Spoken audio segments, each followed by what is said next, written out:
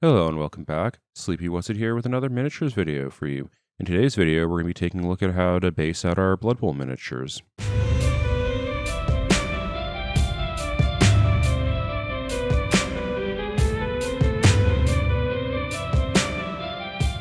As you can see here, I've based out my Black Orc team in a relatively basic, simple, standard grass pitch with a lines design, which is what I'm going to be showing you in this video. Though you can take this a little bit further by changing up the grass, making it a bit patchier. There's a variety of like grass style pitches that you can do based off of what I'm going to be showing in this video, which is going to be kind of like the core fundamentals and techniques that you need to know how to do this style of base. So with these models, I painted the models attached to the bases. You can paint them separately and do your base up separately, and then attach everything together. Just make sure when you're doing your base to leave space for like the feet to actually contact with the base so that you're not gluing your guys down onto static grass.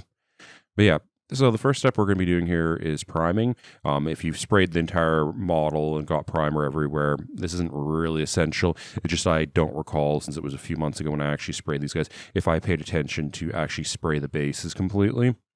So I'm just hitting it with some black primer here, brushing it on, just making sure that everything's going to adhere nicely to the model. Once we've let our primer dry, we're going to first top the base.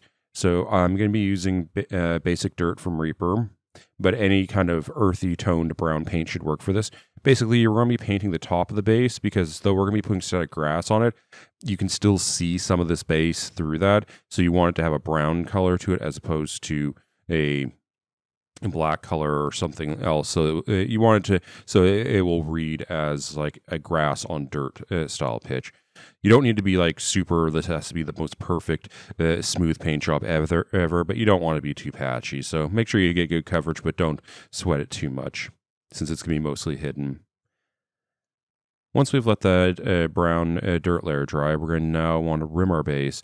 So with this team, because the Black Orcs and the Goblins are so distinctively different in size and modeling, I didn't feel the need to color the rims of the bases to indicate positions. But this would be the point that you would do that on these models. So, like, if you were playing like a traditional orc team, you might be looking at having like red blitzers and white rims for throwers and green ones for your black orcs, things like that. There's a number of different systems, but just be consistent and tell your opponent what you're using. Or you can just do black like I did because I like how black rims on models look. Once we've gotten all that base coating down, before we put down some varnish, this is the time to put down any water slide transfers that you want on your models. I'm not going to do a tutorial here on how to do this. I really should make one. Maybe that'll be my next video. We'll see. I'm just doing the numbers on the back of my players so that I can keep track of who's who. Again, because the positionals are so obvious, I don't feel the need to put like Goblin Bruiser and Black Orc on the front of these guys. You could also just paint this on with freehand your text if you want, if you don't have transfers. Regardless what you do, once you have your basing finished off, or the rim of your base finished off, so how you look, we're now going to need to varnish the entire model. We definitely want to be varnishing before putting static grass on, because otherwise you're putting varnish on static grass, which kind of flattens it out and makes it look weird. So I used my airbrush and a matte varnish for this. Use whatever speaks to you, be it a rattle can, brush on, airbrush, glossy, shine, matte, whatever floats your boat. But once you have your varnish down, we're going to now move on to actually applying the static grass to your model. So we're going to be using PVA glue. I'm using tacky glue here specifically. You're putting a little water in here just so you can paint it. So it's got like a thick paint consistency as opposed to blobbing like glue, just so that it's easy to spread out. You're going to want to use a brush here that you don't like because, yeah, you don't want to use your best brushes and get glue all over them. But you're basically going to brush on the glue over the top, the entire top surface of the base, basically everywhere you painted it brown. And once you have that painted, you're going to want to have a container of static grass like I have here, and basically dip the model in there and move it around. Basically, you want to get grass adhering to all the glue in there. Give that a second to set a little bit so that it's holding on. Tip it over. Start tapping the bottom of the base and knock off all the excess grass that isn't attached. So As you saw here, I have this nice container for static grass. I really like this is just a sandwich container. These are really convenient because it keeps your grass contained and it gives you a little space that you can move your guy around, but you don't have to like sprinkle it on and things like that. One big thing to be aware of when putting grass on your bases like this, please, oh please, do not blow on. You're going to be really tempted to do it, but don't. If there's excess grass, do not blow because you're going to end up with little bits of grass everywhere. So have a spare brush on hand and use like a dry brush or something and use that to knock off any excess grass that you see on the rim and things like that.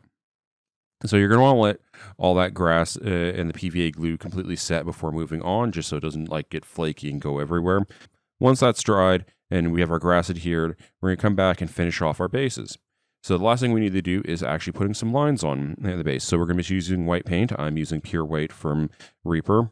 Any white paint should do for this. This is one of the few cases that GW white paint might actually be a reasonable solution because it doesn't matter that it's super chalky.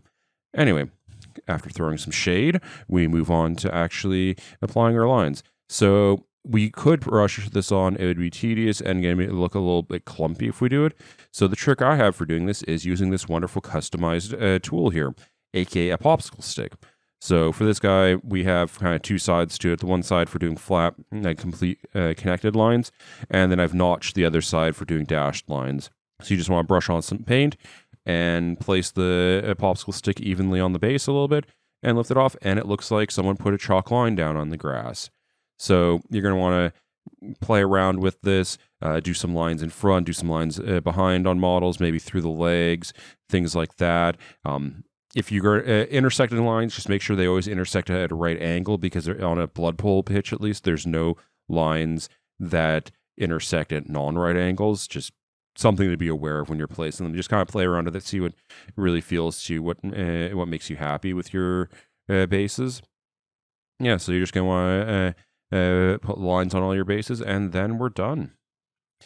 So as I mentioned kind of at the top of the video, this is kind of like the core fundamental way of doing these. You can start playing around with it. Like if your team has a really strong color theme, you might want to change up your grass type. Like for my Snotling team that I did a more marshy grass instead of a field grass like we're doing with this team. If you're doing something like elves, you might want to go with like a more fantastical fantasy grass, but just kind of mix it up, play around with what colors you want. You can also do things like not completely covering the base in PVA glue, but putting it patchy. That's going to give you more of an impression of doing a muddy, worn out pitch. You might want to consider putting down some texture paste in that case, just so that, because like just a brown base doesn't necessarily look the most exciting, depending on how patchy you make it. Thank you for watching. I hope you found this video informative. If you did, please give it a like. If you want to see more content like this on miniatures and miniature painting and things like that, please subscribe to the channel. If you're looking for a way to more materially support the channel, help pay for things like the captioning that I get done, please go over to Ko-fi. I have an account there that I can accept donations through. Other than that, I look forward to seeing you in the next one.